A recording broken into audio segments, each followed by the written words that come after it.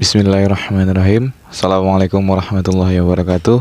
Izin memperkenalkan diri, nama saya Fernando Pratama Simanjuntak dari tingkat 4A Program Studi Penjualan Pertanian Berkelanjutan. Nah, di sini saya mengambil judul tentang perencanaan agribisnis, yaitu rencana usaha kue bolu tape ubi di Kota Medan. Deskripsi perusahaan. Yang pertama yaitu pertumbuhan kuliner. Nah, pertumbuhan kuliner di Indonesia sangat berkembang dengan pesat. Banyak diminati oleh masyarakat, memiliki rasa dan bentuk yang bervariasi. Dan semakin kesini, semakin kreatif dan inovatif. Salah satu jenis kuliner yang banyak diminati yaitu kue bolu. Nah, kue bolu merupakan makanan yang dapat dinikmati kapan saja dan bisa menjadi penunda lapar, baik dari kalangan anak-anak maupun hingga orang tua. Kemudian yang kedua yaitu promosi melalui media sosial. Untuk promosi melalui media sosial biasanya ada 4, yaitu Facebook, Instagram, WhatsApp, dan Twitter.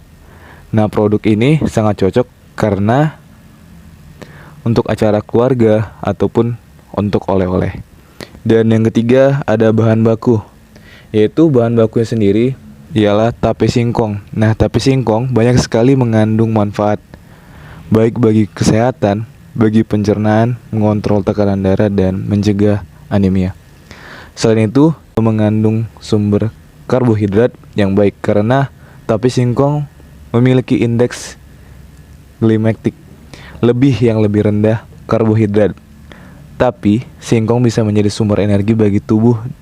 Dan selain itu, tape singkong juga bisa membantu untuk menurunkan berat badan karena banyak manfaat dan bisa membuat kenyang lebih lama. Kemudian selanjutnya visi dan misi. Yang pertama visi, menjadikan kue bolu tape sebagai makanan yang digemari masyarakat dengan kualitas dan memiliki banyak manfaat bagi kesehatan. Yang kedua yaitu misi. Di poin pertama, menawarkan produk yang berkualitas dengan harga yang terjangkau. Yang kedua, menciptakan makanan dari bahan-bahan yang alami. Dan yang ketiga, meningkatkan kualitas makanan tradisional. Berikutnya, analisis SWOT. Analisis SWOT membahas tentang matriks faktor strategi internal atau IFAS. Nah, di sini ada bagian kekuatan dan kelemahan. Kekuatan yang pertama yaitu menjual produk untuk semua kalangan masyarakat. Dan yang kedua, bahan produk yang terjamin dan higienis. Untuk bagian kelemahan, produknya mudah ditiru dan dapat dibuat. Dan yang kedua, tidak terlalu tahan lama. Tetapi setelah dijumlahkan, mendapat total skor 3,48, yang artinya mendapat nilai yang baik. Kemudian ada matriks faktor strategi eksternal atau EFAS.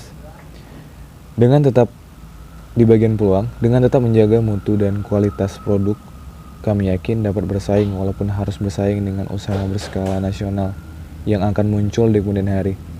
Saat ini dengan belum adanya bisnis dengan bidang usaha sejenis, membuat kami yakin bahwa kedepannya bisnis kami akan maju dan mampu sedikit mengurangi tingkat pengangguran yang semakin banyak, yang disebabkan perubahan masyarakat yang mulai jenuh dan berubah profesi.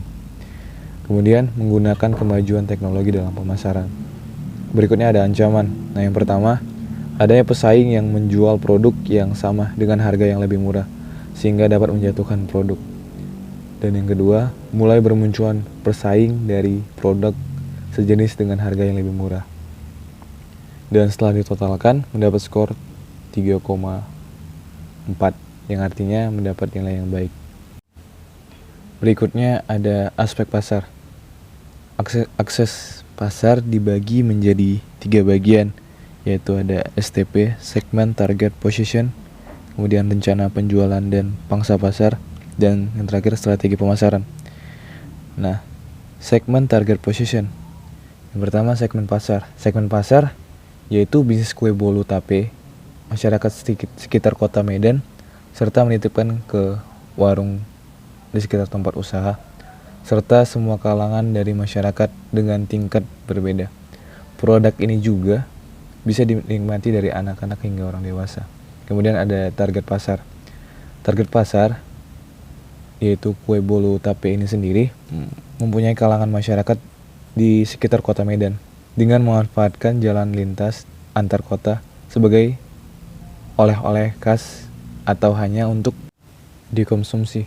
Kemudian ada positioning, yaitu kami selaku bisnis menjual kue bolu tape dengan harga yang lebih terjangkau dari pesaing lainnya, tapi tetap memiliki rasa dan kualitas produk yang lebih tinggi, mempunyai tampilan lebih menarik sehingga konsumen dapat mengenali dengan mudah produk ini.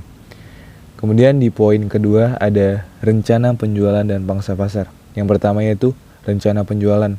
Nah, dalam usaha ini kami berencana menjalankan kue bolu tape dalam jangka waktu 1 tahun untuk awal produksi dan penjualan. Tetapi jika permintaan dan penawaran melebihi target yang ditentukan, maka produk yang dijual bisa dalam waktu jangka panjang dengan lebih meningkatkan mutu dan kualitas dan membangun jaringan berbasis online melalui media sosial baik Instagram maupun WhatsApp. Kemudian ada pangsa pasar. Produk kue bolu tape ini memiliki prospek yang baik ke depannya. Dikembangkan, dijadikan produk makanan yang baik di bidang kuliner. Selain memiliki banyak peminat, juga karena bahan baku yang tidak sulit untuk didapatkan. Kemudian yang ketiga yaitu strategi pemasaran. Di strategi pemasaran dibagi menjadi 4, yaitu dari produk, harga, promosi, dan tempat. Nah, dari produk, ini merupakan makanan atau cemilan yang berbahan dasar tape singkong yang berkualitas, yang kami beri nama kue bolu tape ubi. Produk yang dijual haruslah memiliki kualitas yang baik. Kue bolu tape tersebut dari bahan yang berkualitas serta memperhatikan mutu manfaat dari produk tersebut. Yang kedua, dari harga. Harga yang ditawarkan untuk per kotak secara garis besar harga jual kue bolu tape yaitu 35.000 per kotak. Harga tersebut cukup mudah dijangkau karena bahan dasar yang digunakan cukup mudah untuk didapat serta proses pembuatannya yang memakan waktu yang singkat. Kemudian yang ketiga, promosi. Nah, promosi adalah cara menawarkan produk yang ingin dijual ke konsumen, yaitu dengan melakukan promosi dari mulut ke mulut. Dan yang kedua, melalui media sosial seperti Instagram, WhatsApp, Facebook, Telegram, dan lain-lain. Kemudian ada tempat. Nah, tempat yang dapat menarik konsumen adalah tempat yang paling strategis dan efisien, seperti di kampus, sekolah, minimarket, dan usaha di rumah. Laku atau tidaknya usaha ini sangat tergantung dalam pemilihan lokasi tersebut. Memiliki lokasi yang memiliki daya beli cukup dan sesuai dengan segmen, yaitu dituju saat mendongkrak penjualan usaha tersebut. Kemudian selanjutnya Nando akan membahas tentang aspek yuridis. Nah, di aspek yuridis ada 3 bagian, yaitu produk, badan usaha, dan kegiatan usaha. Produk ini merupakan makanan atau cemilan yang berbahan dasar tape singkong yang berkualitas dan diberi nama kubotabi. Produk yang dijual haruslah memiliki kualitas yang baik dan memiliki nilai jual yang baik juga. Kemudian yang kedua ada badan usaha. Nah, kubotabi merupakan perusahaan yang berbadan hukum, perusahaan perseorangan. Bentuk perusahaan perseorangan ini sendiri dipimpin oleh pemilik perusahaan, owner, yaitu saya sendiri, yang memiliki tanggung jawab yang tidak terbatas atas hutang. Yang ketiga yaitu kegiatan usaha. Kubotabi ini berjalan pada subsistem agroproduksi dan agromarketing, yaitu mulai dari pengolahan kue hingga pemasaran. Untuk menunjang kegiatan usaha tersebut dibutuhkan surat-surat izin berupa surat izin perdagangan, surat izin tempat usaha, dan NPWP. Kemudian selanjutnya, Nando akan membahas tentang aspek pengolahan atau deskripsi jabatan usaha. Nah, di sini saya sendiri, Fernando Pratama, sebagai CIO, kemudian ada manajer produksinya, CC Wijaya, kemudian manajer pemasarannya, Susi Susanti. Nah, di sini CIO yaitu bertugas sebagai sumber modal usaha, merencanakan dan mengolah sumber daya manusia keuangan, proses produksi, dan pemasaran, dan menjaga kualitas produk. Kemudian, jabatan manajer yaitu berfungsi mengendalikan pemakaian bahan baku, mengendalikan mutu bahan baku, mengatur pemeliharaan peralatan dan mesin produksi, dan mengatur pelaksanaan administrasi. Kemudian yang terakhir yaitu manajer pemasaran. Manajer pemasaran bertugas melakukan pengawasan dan pengendalian kinerja manajemen pemasaran, penjualan, dan promosi. Kemudian yang kedua yaitu membuat, menyusun, dan mendapatkan konsep dan rencana umum perusahaan. Selanjutnya yaitu aspek sosial dan lingkungan. Aspek sosial dan lingkungan ini berdampak pada masyarakat, yaitu akan dijelaskan beberapa poin. Membuka lapangan pekerjaan bagi masyarakat sekitar lingkungan yang membutuhkan pekerjaan, memudahkan masyarakat untuk menikmati kue bolu, berbagi marketing terhadap warung-warung kecil, dapat memenuhi kebutuhan sarapan pagi bagi masyarakat sekitar yang menginginkannya. Kemudian, membudayakan semangat, sikap, perilaku, dan kemampuan kewirausahaan di kalangan masyarakat yang mampu diandalkan dan terdepan dalam berwirausaha. Kemudian, kue memiliki berbagai macam rasa, maka masyarakat dapat memilih rasa yang mereka inginkan sesuai dengan keinginan mereka masing-masing. Kemudian, harga yang terjangkau memudahkan masyarakat kecil untuk menikmati kue. Selanjutnya, memperluas kegiatan ekonomi manusia, sehingga tidak semata-mata bergantung pada lingkungan alam. Dan yang terakhir, menambah pengetahuan industri dan untuk masyarakat sekitar. Selanjutnya yaitu aspek finansial. Nah, aspek finansial ini menyinggung keuangan, merupakan aspek yang digunakan untuk menilai keuangan perusahaan secara menyeluruh dan merupakan salah satu aspek yang sangat penting untuk dinilai kelayakannya. Tujuan penelitian aspek keuangan untuk mengetahui perkiraan pendanaan dan aliran kas proyek bisnis, sehingga dapat diketahui layak atau tidaknya suatu rencana bisnis. Yang pertama yaitu dilihat dari tabel ada biaya tetap. Nah, di biaya tetap ini yaitu ada kompor gas, terus ada tabung gas sampai dengan sendok. Nah, kemudian ada biaya variabel. Nah, untuk di biaya variabel ini yaitu seperti bahan-bahannya, yaitu dari tape singkong sampai baking powder.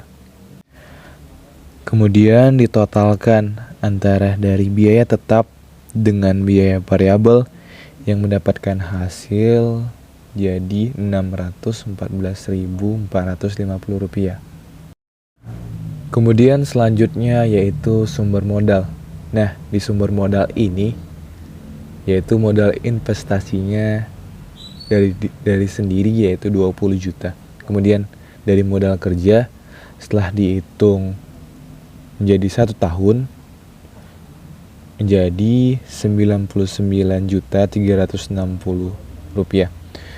Dan setelah ditotal menjadi Rp119.360.000. Nah, selanjutnya ada penerimaan.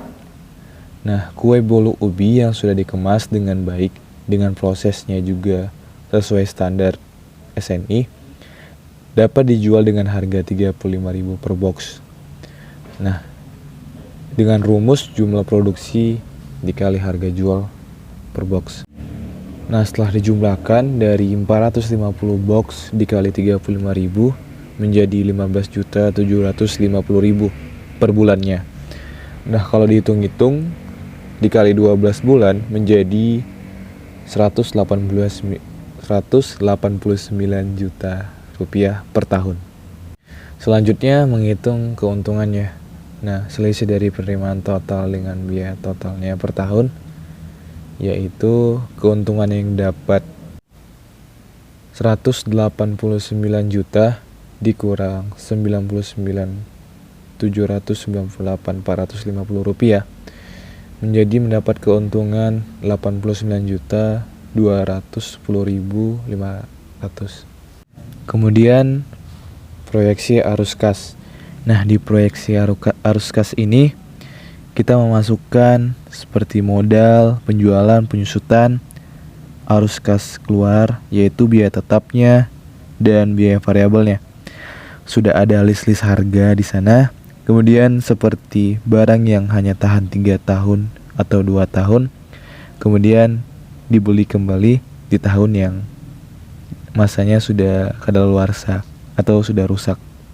Kemudian setelah dihitung-hitung, mendapatkan keuntungan yang sangat signifikan karena dari tahun ke tahun hasil yang didapat yaitu semakin meningkat menjadi 1.258 juta 2.250 rupiah. Selanjutnya yaitu revenue cost ratio, yaitu perbandingan antara total penerimaan dengan total biaya per bulan. Yang dihasilkan sebelumnya yaitu 15.750.000 dibagi 614.450 rupiah, mendapatkan hasil 25,63, yang artinya melebihi dari 1 dan mendapat keuntungan yang sangat layak. Kemudian break even point per bulan. Nah, di sini rumusnya yaitu total biaya dibagi dengan jumlah produksi selama 1 bulan. Nah, yang didapat hasil 1,2365,4. Kemudian BEP dalam unit. Nah, total biaya dibagi harga per boxnya 614.450 rupiah dibagi 35.000, yang kalau dihasilkan 17,5 box. Itu untuk hasil yang baiknya untuk mendapat keuntungan kalau semisal dilakukan penjualan. Kemudian yang terakhir yaitu ada NPC, BC, dan IRR. Nah, di sini dari investasi operasional, kemudian di total, kemudian ada penerimaan bersih, kemudian ada DF yang diambil yaitu 12%, kemudian ada BV biaya diambil juga 12%, kemudian ada BV penerimaan 12%, kemudian BV penerimaan bersih 12%, dan DF 75% dan PV penerimaan bersih 75%. Kemudian hasil yang didapat setelah di total minus 803168311. Kemudian diakumulasi menjadi kesimpulannya bahwa usaha tersebut layak dijalankan karena hasil persentase keuntungan lebih besar dari bunga bank yaitu 12%, sedangkan IRR usaha ini adalah 190%. Dan berakhirlah sudah hasil presentasinya. Apabila ada salah kata dimohon maafkan. Sekian hasil presentasi tentang kue bolu tape ubi. Saya ucapkan terima kasih pada teman-teman sekalian yang udah menonton, dan izin kepada Ibu Sari dan Ibu Harniati yang telah menyaksikan juga. Terima kasih atas waktunya. Saya ucapkan billahi taufiq wal hidayah. Assalamualaikum warahmatullahi wabarakatuh.